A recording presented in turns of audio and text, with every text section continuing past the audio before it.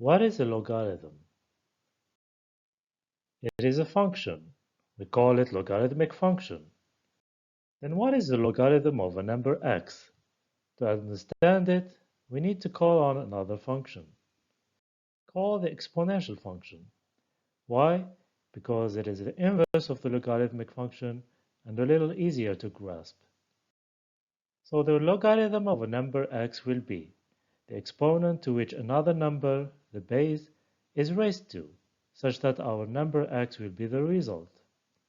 Yes, as in exponential functions, logarithm also have a base. It can be any positive number, except 1, and we will see why at the end of this video. We denote logarithm of x to base b this way, or with parentheses like this, or sometimes, when there is no confusion about which base we are using, this way without mentioning b.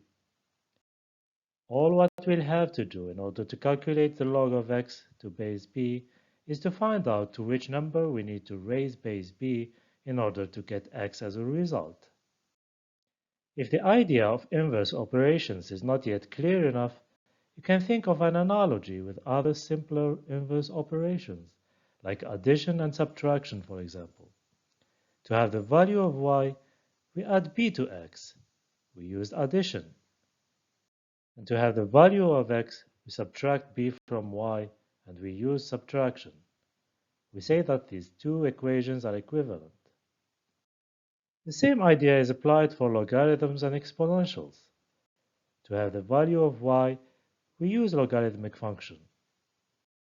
And to have the value of x, we use exponential function, and these two equations are also equivalent. I believe that if you'll remember this equivalence, it will be more difficult to forget about the logarithm function. Let's see some examples. So to find y, we ask the question, to what exponent we need to raise the base in order to have x as a result?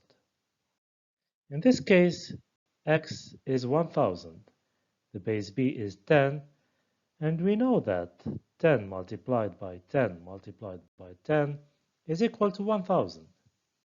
And that is 10 raised to 3 equals 1000. The logarithm of 1000 to base 10 is 3. Logarithms to base 10 are called common logarithms or decimal logarithms. Another example with a different base, logarithm to base 2. Again, to what power we need to raise the base b in order to have x as a result? 2 multiplied by 2 multiplied by 2 multiplied by 2 is equal to 16, which is 2 raised to 4 is equal to 16, and the logarithm of 16 to base 2 is 4. Logarithm to base 2 is called binary logarithm, and an example of using it in practice is binary search technique in computer science, used to determine the number of steps needed. Now it should be easy to understand why the base cannot be 1. The logarithm in this case will not be defined.